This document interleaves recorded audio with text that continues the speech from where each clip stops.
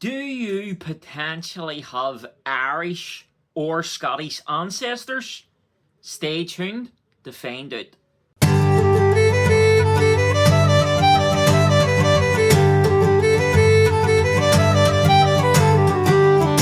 Well, what's happening, everybody? I hope yous are all doing well, and if yous haven't done so already, please don't forget to like, comment, share, and subscribe.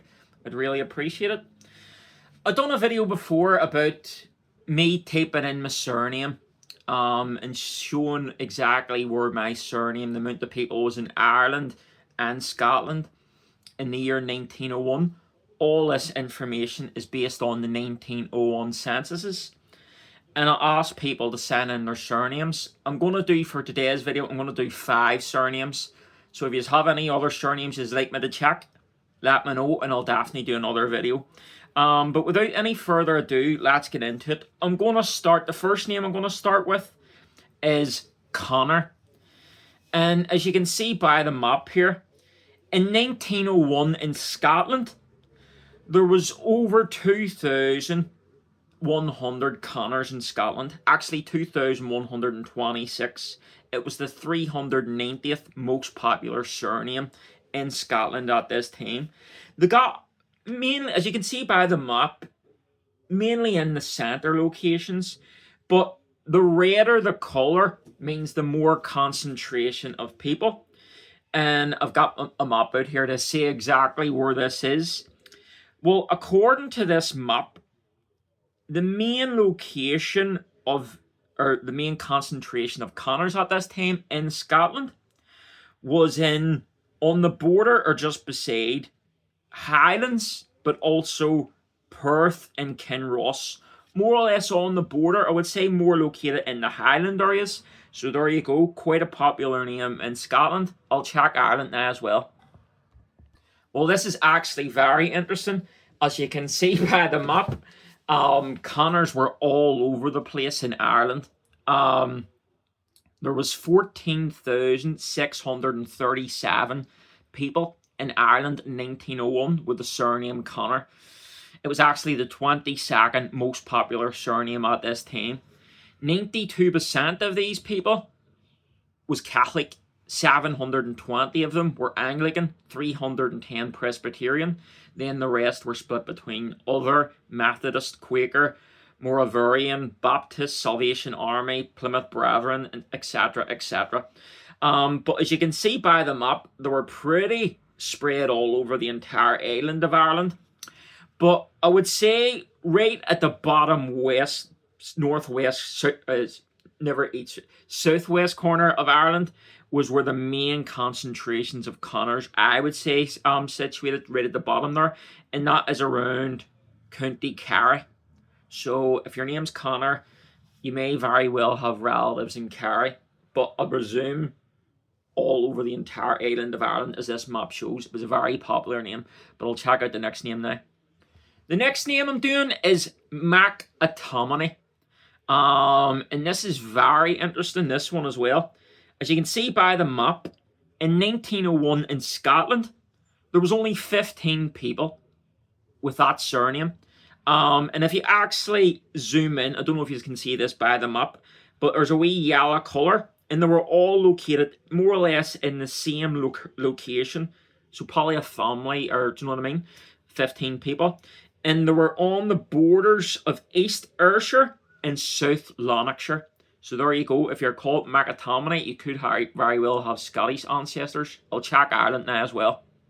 Well, as you can see by the map of Ireland at this time, it was a more popular surname in Ireland. There was actually 314 with this surname in 1901. 274 of these people were Catholic, 25 Presbyterian, 12 Anglican, 2 Methodist, and 1 other are not given. But the most interesting part about it is, as you can see by the map here, they were all located up in the north. Spread about the north, but I would say the main area of this family, this surname, at this time, were all located around about Derry and Antrim. So on the coast of Derry, Antrim, more or less. So there you go. Is anybody called McAtominay? Let me know in the comments. The next name we'll be doing will be Hannah. Well, as you can see by the map, Hannah was a very popular name in Scotland. It was the 248th most popular surname in 1901. There was 3,280 people in Scotland at this time with the surname Hannah. And as you can see by the map, they were all more or less located right down the bottom half, more or less, of Scotland at this time. They never really ventured up the top. But as I said before, the redder the concentration of colour, the more people. And at this stage, the biggest concentration of Hannahs at this time was in Dumfries and Galloway, right at the bottom on the borders there. As you can see right at the bottom, that would have been the biggest concentrations of Hannah at this time in Scotland. I'll check Ireland now as well. Well, as you can see, there is quite a difference here.